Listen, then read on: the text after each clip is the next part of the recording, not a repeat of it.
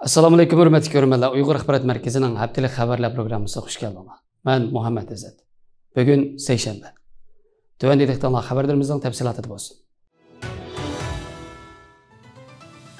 Diplomatların 3 aprellik xabarda göstərilishicha, Avstraliyaning Sidney shahrida yashayotgan doktor Mamtimin Alapandining Uyg'ur irqiy qirg'inchiligi azaldan yuz bermagandek asta-asta untinsiz yo'qolyotidi nomli obzor e'lon qilingan bo'lib, maqolada Xitoy hukumatining Uyg'ur irqiy qirg'inchiligini yo'shirib, Sharqiy Turkistonda o'tkazgan jinoyat va dalil isbotlarni yo'qotishga urinayotganligi alohida tilga olingan. Maqola deyilishicha, Xitoyning Sharqiy Turkistonda yapılgan irqiy qirg'inchilik va insoniyatga qarshi jinoyatini yo'shirish uchun qasddan va alohida hisoblangan taktikalarni ishlatib qolmay, yana Xitoyning bu jinoiy faoliyatlarini unuttirish uchun har xil faoliyatlarni tashkillaganligi yo'ritib berilgan. Mamtimin Alapandi maqolasida irqiy qirg'inchilikni kuzish tashkilotining raisi Kirogi Stanton Apandining irqiy qirg'inchilikning 10 bosqichi va irqiy qirg'inchilikning yuz berishini keltirib chiqaradigan o'xshamagan omillar nomli maqolasini Avstraliya strategik siyosat instituti e'lon qilgan doklad va Washington pochtasiga e'lon qilgan maqolalarni izohlab o'tgan bo'lib, Sharqiy Turkiston yuz berayotgan Uyg'ur irqiy qirg'inchiligi tahlili, atalmish qayta tarbiyalash lageri programmasi, Uyg'ur ul asalarining buzilishi, Uyg'ur madaniyatining vayron qilinishi, xalqarada Uyg'ur irqiy qirg'inchilik munozirasining aziyishi, ideologiyalik yo'qotishdagi hal qilg'uch bosqichlar, inkor qilish orqali irqiy qirg'inchilikni unuttirish va sodir qilgan jinoyatlarni yo'shirib yo'q qilish bosqichlari qatorliq muhim nuqtalarni keng doirada yo'ritib bergan.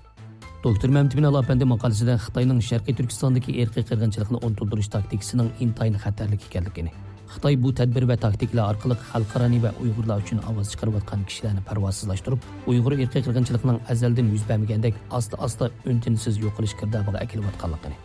Echinishli xir shuki, bu irqiy qirg'inchilikni o'zi shu qirg'inchilik uchrayotgan kishilarning unutib ketadigan darajada normallashtirilmayotganligini ta'kidlab o'tgan.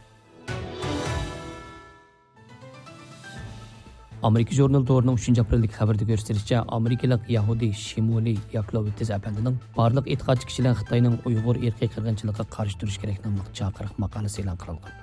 Shimoli Apandi maqolasida o'zining taqvodor bir Yahudi ekanligini va barliq diniy zotlar va e'tiqodchi ommaning Xitoyning Uyg'urlar ustidan berayotgan irqiy qirg'inchiligiga alohida ko'ngil bilishini, Amerikada yashaydigan xristianlar, yahudiylar va musulmonlar shundaqla Demokratlar partiyasi, Cumhuriyetchilar partiyasi va mustaqil siyosiy partiyalar qatorliqlarni birdek Xitoyning turmalardagi Uyg'urlar majburiy emgak, diniy ziyonkashlik va diniy erkinlik, uningdan boshqa Uyg'urlar boshdan kechirgan Uyg'ur irqiy qirg'inchiligi va insoniy haq-huquq masalalarga yetarli tadbir qo'llanishga chaqirgan.